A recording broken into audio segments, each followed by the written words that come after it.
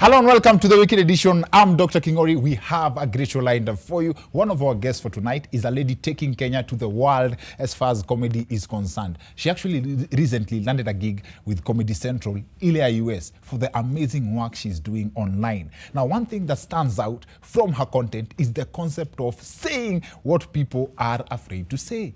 As my birthday approaches, I will not be accepting cards. If you want to pass on a beautiful message, send me a text on WhatsApp. My PayPal is still at 0. I'm not sure if it's a mistake. I know I haven't gotten you a gift before, but why are you dwelling on the past? Move on. Move on. Move on. Mi mazimtu akiniambia hivyo sijui tunaweza ongea nini after that. But Elsa Majimbo is in the house. Also in studio is a man who needs no introduction. He is regarded in some areas as Mr. Say It As It Is. Andrew Kibe is in the house. He's in the house. Asante sana. I also have great news from our friends Telkom Kenya. Ile deal yetu ya usiku sako imestretchiwa. Now the night bundles are now active from as early as 10 p.m. Hakuna kungoja cha sijui saa 6 usiku. Hakuna. Hii ni good news for usiku sako members kwa sababu saa 4 sasa hiyo ni asubuhi.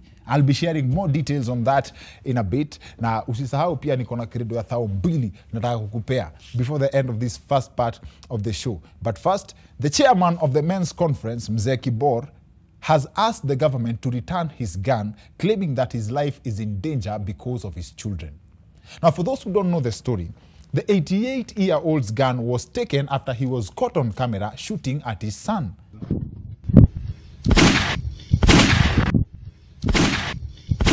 Hii clip ilipea Mzee Kibor gangster points mob. Personally, I'm happy no one was injured in the incident, but it's interesting because I know this is not the first time Wakenya wanaona video ya babu akishoot kijana. Now, but the shocking thing about this particular incident ni ati huyo ni mtoto wake. But hiyo ni mimi nimesema. Mzee Kibor recently claimed that he is not, he does not believe actually that those children are his. And he actually wants a DNA test. And if it's true that those are not his children, the clip we just played then proves that Mzee Kibor is right. You all saw him take a shot, akamisi mtoto. Now, this will be a tricky case for Mzee Kibor though. Proving that your children want to kill you in this country is a long shot, mazi. Nani hajaisikia mama akiteta akisema, hey! Nani aliweka majani chai kwa maji yangu ya kuoga? Watoto wataniua. Ni tricky. Every parent says that. Now, but Mzee Kibor has been in the headlines for very interesting reasons. One of them being the divorce from his third wife back in 2018. And that was after 52 years of marriage. Now, this introduces a new perspective. Ukisikia mtu amekaa 52 years kwa marriage ndio amue, yavana, hii noma. That's patience. Marriage is for the strong. Eunice Njeri alionea 18 akaiondokia huko nje ya Metropolitan. Eunice Njeri alisikia tu, do you take Isaac? That was it. In other news, after they were found guilty of fraud in the 300 million Bob Mays scandal, Sirisia MP John Waluke and his business associate Grace Wahungu were last week sentenced to 7 years in prison or a combined fine of 2.1 billion shillings. On her part, Grace Wahungu allegedly raised 500 million shillings from her family WhatsApp group in just 2 hours. 500 million shillings in 2 hours just to evade a jail term. Enye wa Kenya ni different. Mulisikia option akina Makoha walipea judge vile aliwatisha na fine ya 200k. 200,000.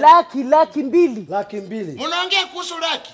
Laki mbili. Si afasali mtu nyonge pasi. Afasali mtu nyonge. Siji mbona wazee wajaita Makoha manki after hiyo kitu ilienda viral. But Waluke on his part ameunda pay bill.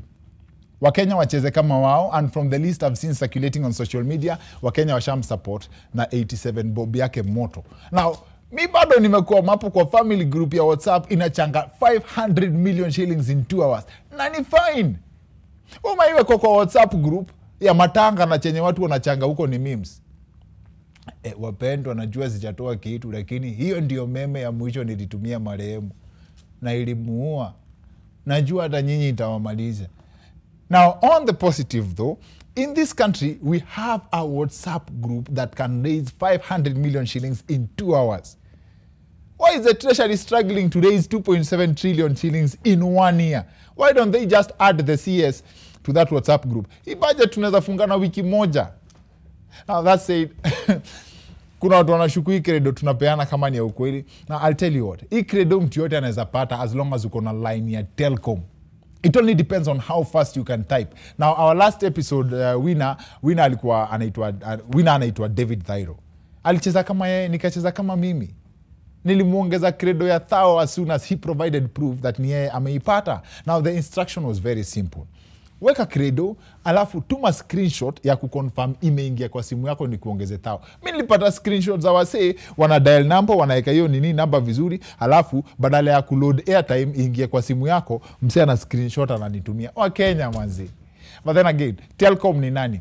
Ofa ya usiku sako bado inaendelea na bado niko na credo ya kupeana. Of course, vile sema courtesy of Telcom Kenya. Na wale hawajui usiku sako ni nini, I'm talking about 5 GB at 50 bob only, ama 700 MBs daily, coming with an extra 700 MB at night, valid from 10 p.m. So just dial *544# on your Telcom line and get to enjoy this offer. Credo yenye napeana leo, here are the instructions. There is 10 digits between number 7 and number 8. I'll be reading out the 10 digits before the end of this first part of the show, so karada. Watu wangu wa YouTube, your excellencies, the notification gang, your request has been received. Na nashughulikia kwanza naongea na watu wa Telcom to assort a special package. Now, I'm very curious to know the real difference between rudeness, telling it like it is, and being savage. Now, kuna kitu kwanza kwa hizi corridors za mtandao ya questions well answered. Ati, naona umepika mayai, umebai. Ai, hapana hizi nimetaga. Now, first, is that being rude?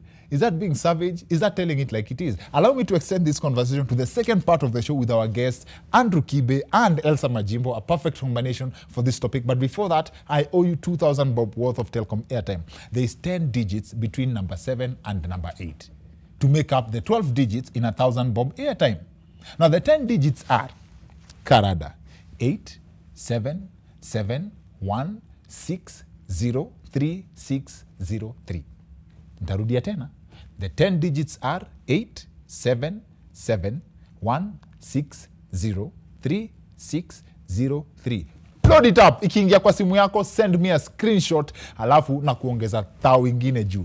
Our guest for tonight wanaweza ni allow kusema leo tuko na wenda wazimu wawili in studio.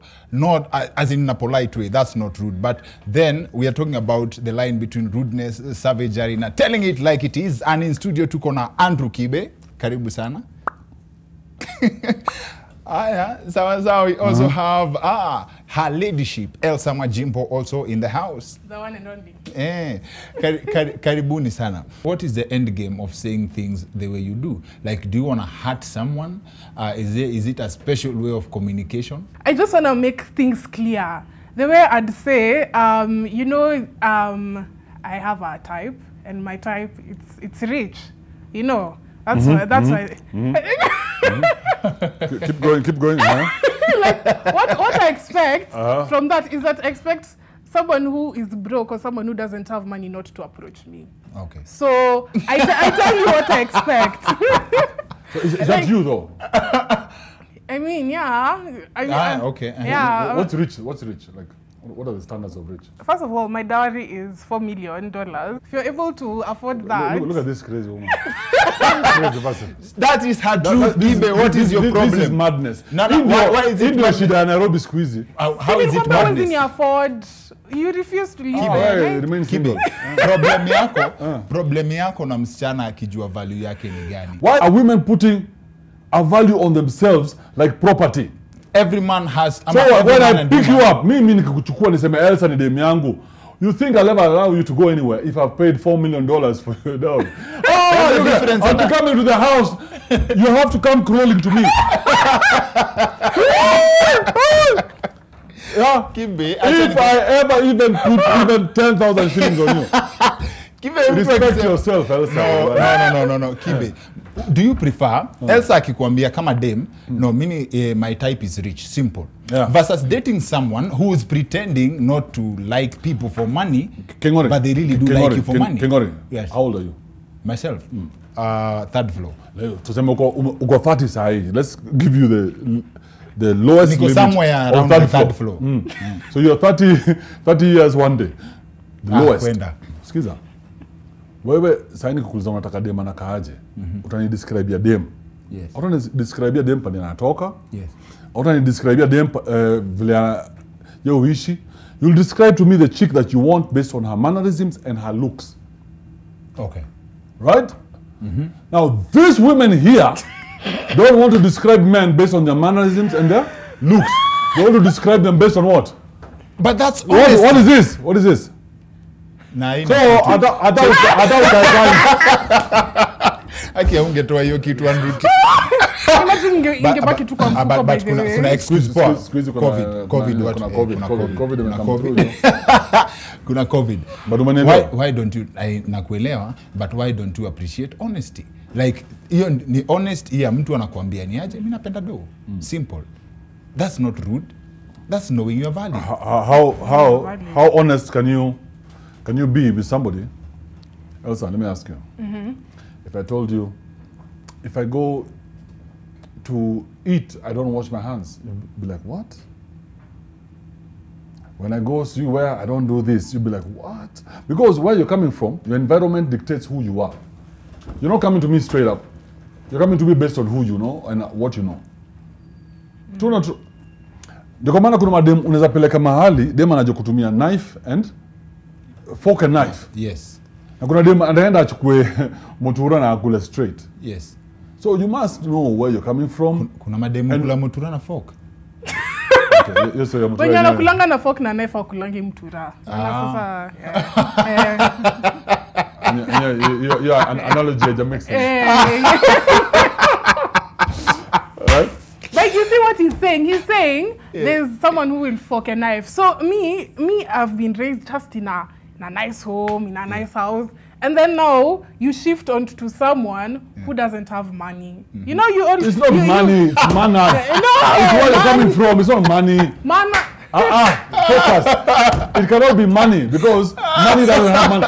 Look at someone like Mike Sonko. Would you go out with Mike Sonko? No, you wouldn't because Mike Sonko has the money but doesn't have the manners that you want, right? Okay, true. Yeah. Nimekutana na kelele fulani ati you might have been a pastor somewhere. Might. I did. I read. So, listen to this story. So, I had a friend of mine who was a pastor. So, I went to him and I told him, listen, I want to know about all this church and the Bible and whatever. Teach me. So, he taught me for a while and told me this is how you're going to go. And then I told him one day, can you open a church? Because I think you have so much information. At that time, nilikuwa na kakitu. So nikamrushia. So hii machungu yote ni juu ya kusoma. Kiza story, wacha story mob. Nikamrushia nikamwambia fungua church, akafungua church, tukafungua church, we used to be nini, and I hoped one day that these guys would give me a chance to be what? A pastor. A pastor. Because you contributed. Because I contributed, nilikuwa nimetoa do, nilikuwa nisha learn Bible, but they didn't think I was good enough. So I never was a pastor, but I should have become. Because I mean, in this con game, I think I would be really good. So that's where the bitterness comes from. It's not bitterness. But how else do you explain? Why would you call it bitterness? Umesema vizuri, you would have been a pastor. So if these guys had given you a chance, you would have been a preacher by now. You would have been the Pastor Nganga of today. Oh yeah. I'm just telling you, come I touch you, give me 3,000 bob. Plant your seeds. I can see your future. 310 shillings. What do you consider rude? I don't think I consider a lot of things rude. I think like simple, basic manners. Like if you hit me and you don't say sorry, I don't think it's saying the truth. Yeah. Unanigonga na unapita. I mean, what's that? Oh. So rude is No. It's not that. Not what Kibe. No, yeah. No, sio hiyo ya Kibe. Oh, sorry. Sorry. Wacha. Oh, sorry. Sawa. Alikuwa anamaliza point. Okay, yeah, for me rude is just like basic manners you should have. Like if you don't have, like you come for a date late. Yes. You don't say you're sorry, you didn't give an explanation. That's hella rude. Yes. But I don't think the truth is necessarily rude until it's stretched out. Okay. Our example over here. But that doesn't change what it is. It is the truth. yeah, it's the truth, but when it's stretched out a bit too much, it becomes rude. The bottom line is, it's still the truth. Yeah. Mbona upakejiwe nicely? As in, is it, inaitwaje, where did this idea of consumption of truth come from? Mafilo, just keep someone's feelings. Elsa, let me ask you a question. If, for example, me and you are seeing each other, it's not serious, right? But you're also seeing other people, right? This is happening in Nairobi. Usijifanye ni kama umestuka.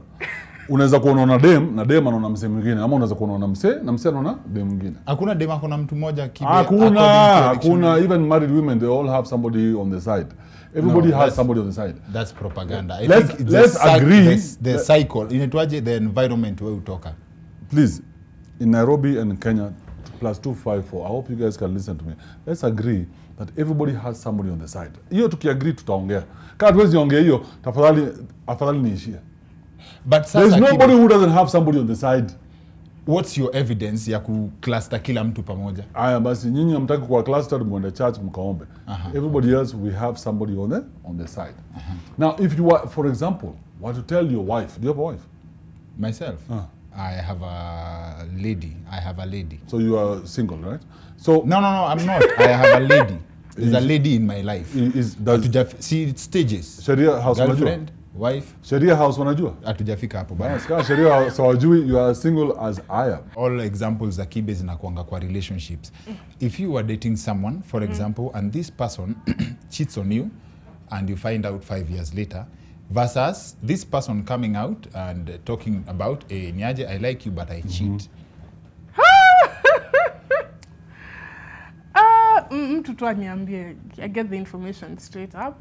Mi niende zangu. I don't believe in cheating. Like if you have feelings for some, you won't cheat. So me, I don't believe in that. You don't believe in Kibe's nope. book of... I believe that's romance. If, for example, today, I go to Kosewe, it's called Ranalos. Yes. Right? I go to Ranalos.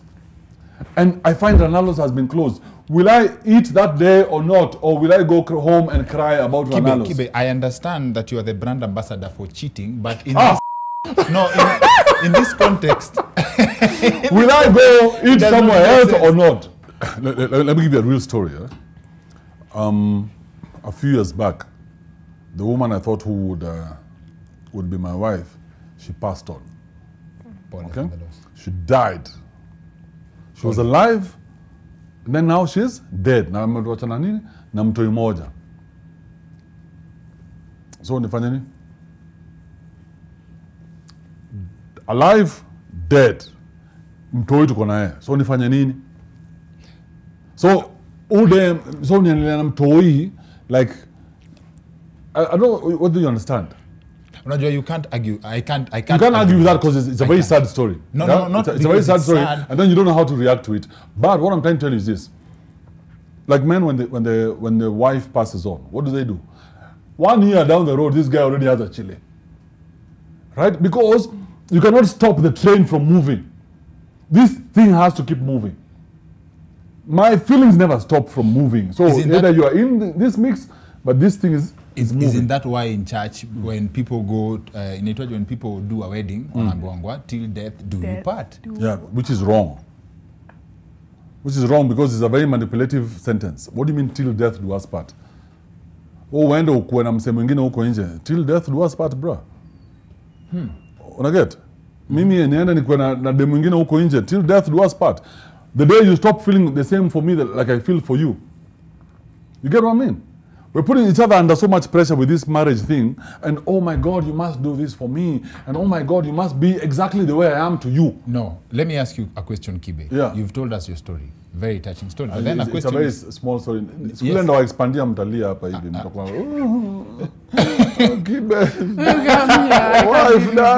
I can't. The question is, before that incident happened, did you hold this philosophy that you still have to date? Exactly. Hey! Thank you. No, ushajibu.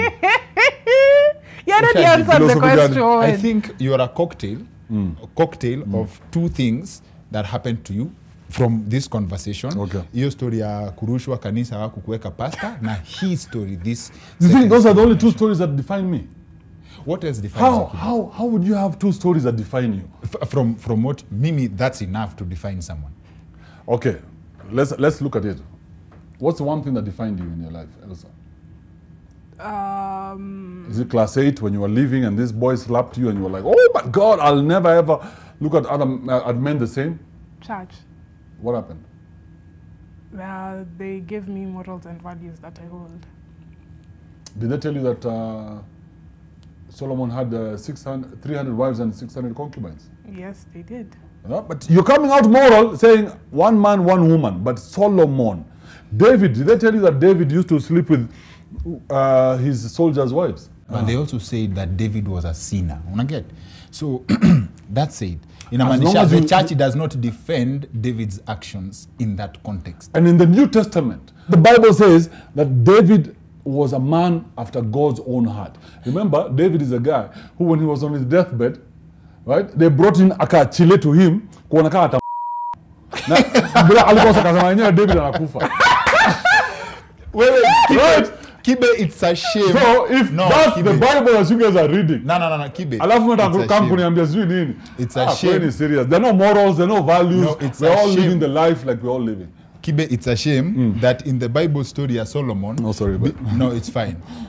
It's a shame that in the Bible story of Solomon, between wisdom and women, you left with 700 women and 300 concubines. Do you understand what it means to have 1,000 women? Right now, let's take for example, you have 1,000 women. 3 years before Pigelap, but yes, that's what it means. That's 365 days a year. Yes. Right? 1,000 women. Now, if you were to decide to cross with all of them, it will take you maybe 6 years. Okay, miss siku moja ya kuresearch. Sindio? Sasa ona wakati watu walikuwa wanaambiwa Solomon aliamshwa na wisdom enough to keep 1,000 women, wewe uliangalia zile the number of time it will take you to handle 1,000 women. Of course. Kibe ni nini? Let's be logical. Sawa, I've stopped. No more questions. Wow. Hii mambo ya ati you are immune to sensitivity. I'm just emotionally tougher than the average person. Like, I wouldn't care. Like, if you said something about me, not people around me, I wouldn't really give it much thought, you know. But some other people will think about it for weeks on end. For me, it's just like, whatever. Yeah. Okay. It's just Andrew being Andrew. Sawa. Before tuachilie, please follow Elsa Majimbo on Twitter. Follow her content on Instagram. Na wapi kwingine umeshikilia I just know Twitter, wewe ni mama yao. YouTube ni mbaya, like inakuanga very low quality, but pia unaweza subscribe like. Unaweza subscribe. Si ndio? Andrew ametoka radio. Watu wanakupata wapi tena? Watanipata pale watanipata jo. If you see my face, just press play. Wakikutana na wewe kwa barabara. Wherever. Ama unarudi radio. Unajua kuna somo. But then naweza penda kurudi radio kama naweza toa restrictions kwa radio. Oh, so noma yako ni restrictions? Sana. Hiyo tu ndio noma yako? That's it, imagine. I'm such a simple guy. Restrictions You're shocked. Keep me away. I'm not shocked. Yeah. I can't stand restrictions. I can't stand rules. Wewe na watu wanapoteza job time ya COVID, wewe una... Kwani mimi ndo wa kwanza? Hata Jarama amelose job juzi, amekufa. Si watu wanasema yeye anaenda job yake. Acha aenda achukue job yangu alafu tuone vile atafanya. But don't get too emotionally connected about two things. Okay? Yes, because me, when I decided I'm leaving radio, it's because radio was nonsense to me at the time. Okay. Yeah, but you're not going to die. Kingori, if you leave this job today, utakufa. Mimi unajua, mimi sina emotional attachment na job. You should never, ever have emotional attachment to a job, even to a human being. Okay? So when it's time to leave, then you can leave and be comfortable with the decision that you've made. Yes. Wazi. Final word, Elsa, kwa mafans wako? Meeting Andrew was the most, I think... Extra. This is the most roller coaster of experiences. That's literally my signing off. I think, wow. Wow. Niku summarize here, that is, if Kisirani was a person. If Kisirani was a person... He's amazing. He's amazing. He's fantastic. Wewe siku moja kama kwanza Andrew doesn't believe in God. That's a funny thing. Doesn't believe God. One day we'll have that discussion. Ni sawa. But sasa ile mniambie nyinyi mna believe na God mgani? Alafu ile siku moja hiyo siku ya nini? Hiyo siku ya mwisho 1000 years to come ile watu tukiangalia huko kwa balcony mkichomeka. But let me ask you, Kingori. Yes. One last question, even for you, Elsa. You have some relatives you don't like. True or true? True. Maybe even a mother or father you don't like. Maybe even your father is abusive and you can't stand him. Everybody just take a second, wacheni makasiriko, relax. Alafu when the church, uambue, for the rest of eternity, you shall go and be with your family in heaven and be with this abusive husband, father or husband or whatever it is and be a happy family. How is that going to happen?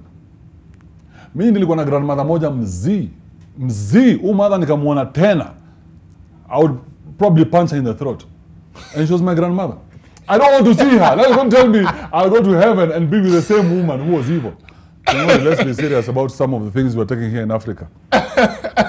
Tunaitikia vitu zingine za upuzi hapa Afrika sana. As a wise man once sang, anamuogopa Mungu pekee. I think Andrew Kibe has never played that song on radio, and if he did, I don't think hata ameisikiza hizo lyrics. Mazia asanteni sana kwa come show. Thank you, man. But anyway, hata kama nini minus mtu akitoa profanity kwa vitu unasema, kuna vitu zingine unasema zina make sense kabisa. Like 1%. You are a woke person. You've just remove some of the words you're saying. You make sense. Ile siku ataanza kupeana royalties for the F word, you'll be the richest Kenyan. Otherwise, that's it for the weekend edition. See you next time. My name is Dr. Kingori.